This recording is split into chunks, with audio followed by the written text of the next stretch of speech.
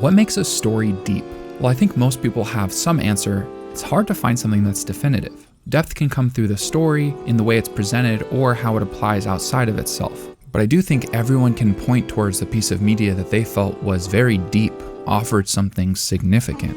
Well, one of my favorite shows that I think offers immense depth had a character show up for just about one episode that perfectly highlighted and encapsulated everything it had to offer. Not only is this impressive, but I also think there's a lot to learn from it. Oh, and he was only around for about 10 minutes. This is Exploring Frieren. My name is Pei, and today we're talking about the nebulous nature of depth.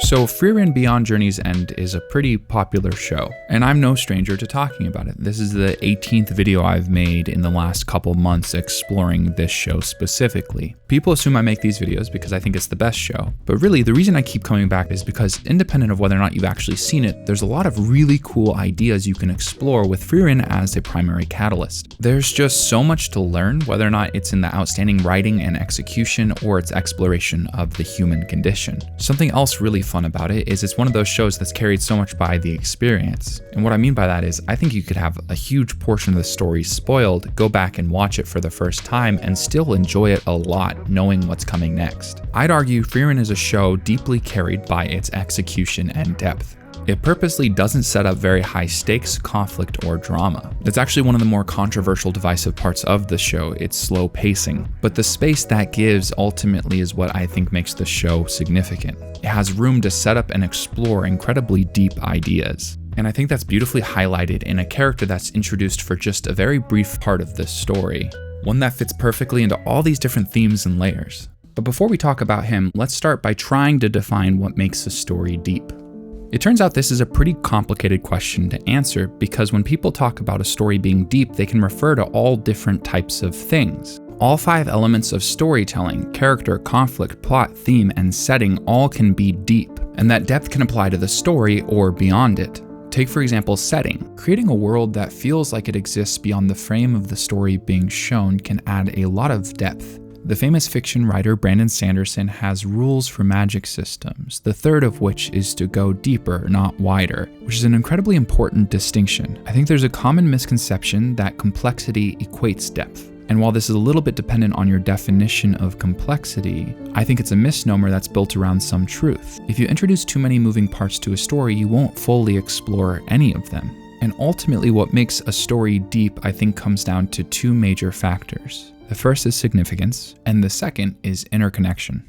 Today's video is brought to you by me. Turns out anime video essays are not as profitable as you'd imagine. Someday soon I'll replace this with actual sponsorships that will create a significantly more reliable source of income. But in the meantime, consider going to my Patreon. If you like my videos, have disposable income, and want to support me, go check it out. There's a link in the description below.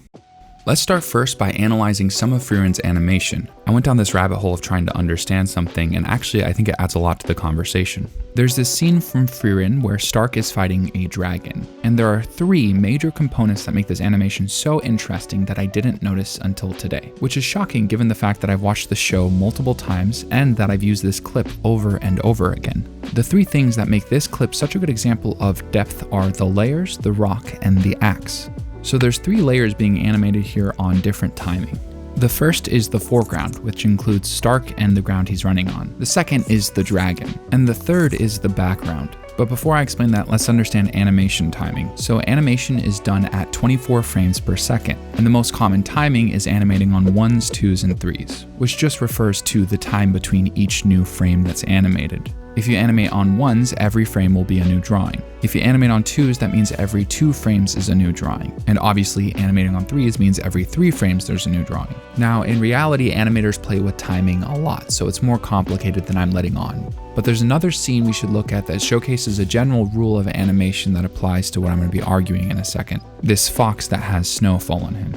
So slowing it down, you'll notice 2 major things. The first is that this is being animated on 3s, and the second is that the fox and the snow are moving on the exact same frame. Now, not all scenes are like this one, but in reality, most scenes have variable animation frame rates because animation is actually incredibly taxing, so they're trying to get the best looking product out of the most manageable amount of work possible. But the general rule is movement is matched. It seems really uncommon for animation on 2s and 3s to be staggered at all. Now, going back to that Stark animation that we were talking about earlier, there are 3 layers that all independently are functioning on different 2s and 3s. When isolated, they look like normal animation where all the movement is matched. But just adding the dragon's tail will showcase that they're offset. And if we play all 3 at a slowed down pace, is actually really obvious. And I think this decision was purposeful and added a lot to the suspense of the fight. There was always something really interesting about the way these action sequences were animated, so it was really satisfying to find something so tangible. It's almost uncanny in a good way. There are a couple other small things that add a lot to the dynamics of the scene, like this rock.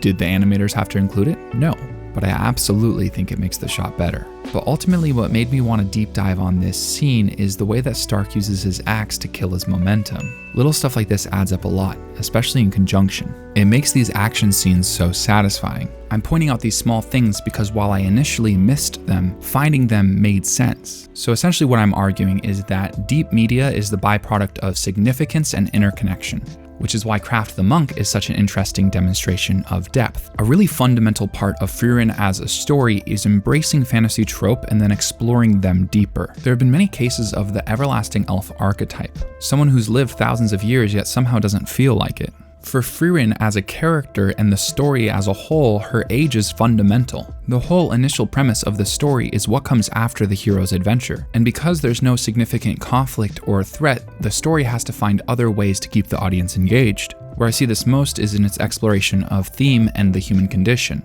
But some of these themes, like learning to value relationships before they're gone, or that little moments are as important to heroism as big ones, they individually are really well explored, but also enhanced by all of the other depth that the show has to offer. A soft spoiler warning for general themes of the show. Kraft is introduced in the 11th episode, actually the second half of the 11th episode. Frieren engages in this thing I call staggered episodes that I could actually maybe do a whole video on itself, but the point being is that this entire story is explored in about 10 minutes. Now, while the character himself doesn't really have much of an opportunity after this to interact with the main cast, he does come up a couple times later. But it feels like this character was not only entertaining, but a really interesting deep dive on so many different already established ideas. Take for example the fact that Kraft is also an everlasting elf, and seeing these 2 elves for the first time in the story so far interacting was really fascinating. Frieren's long life is a fundamental part of the story and her character arc, so I didn't realize how interesting it would be to see Kraft's response to the same problem. The story explores an almost nihilistic perspective of what it would be like to live such a long life in a world not made for you. But more interesting than that question is the proposed answers. When Kraft and Frieren first meet, he asks if she's heard of him. Later in the story, it's revealed that Kraft was a hero of a previous age, now forgotten. His grand adventures now only remembered by unnamed statues. This is important, but I'll get to that in a second.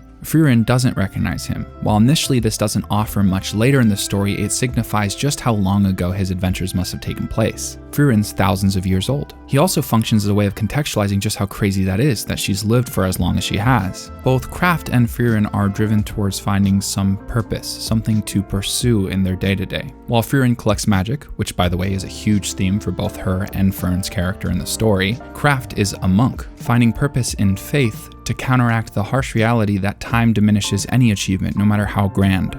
On one hand, elves are characters that have lived so many different lives, but on the other hand, there's no urgency. When you have seemingly unlimited time, there's less consequence to a mistake. Kraft functions as another interesting interconnected layer to an already pretty established and explored theme in the story. He's very aware of the fact that he's been forgotten by the general history of the world. But later in the story, we're introduced to another great and interesting character who was directly inspired by the statue left from Kraft's adventures. There's this Japanese tradition of woven braids called kumihimo. I like using this as a metaphor for building a story. All these independent parts that are layered and woven together to create a singular, significant product. Frieren chooses to engage in really interesting questions, like what does it mean to be a hero?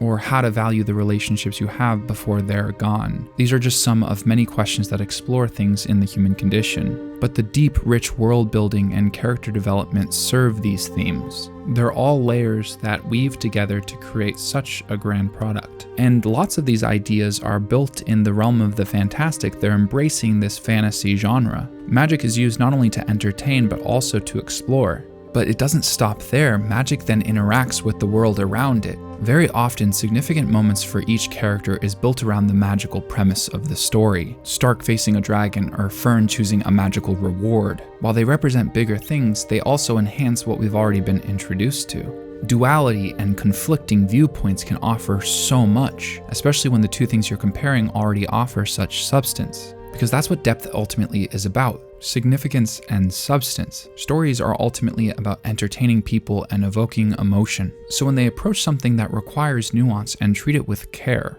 using networks of layers and support to create a beautifully woven product, it stops being fiction and it makes it start feeling real. The impact stories have had on me is very real.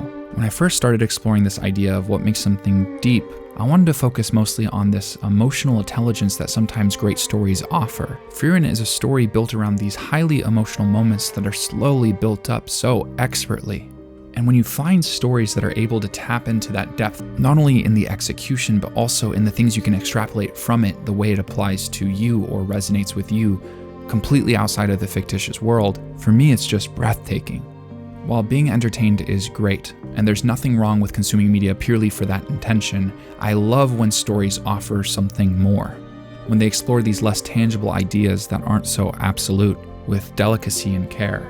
Trying to fully encapsulate what makes stories deep has been really challenging, because ultimately it's something that you feel more than you understand. A combination of all these things that subconsciously influence you, things you maybe wouldn't notice until you looked really closely, like a rock or axe that's dug into the ground to slow down momentum, or a brief character that somehow across the entire series keeps tying into all these reoccurring themes. Depth is hard to pin down, but also it's my favorite part of stories. Thanks for watching.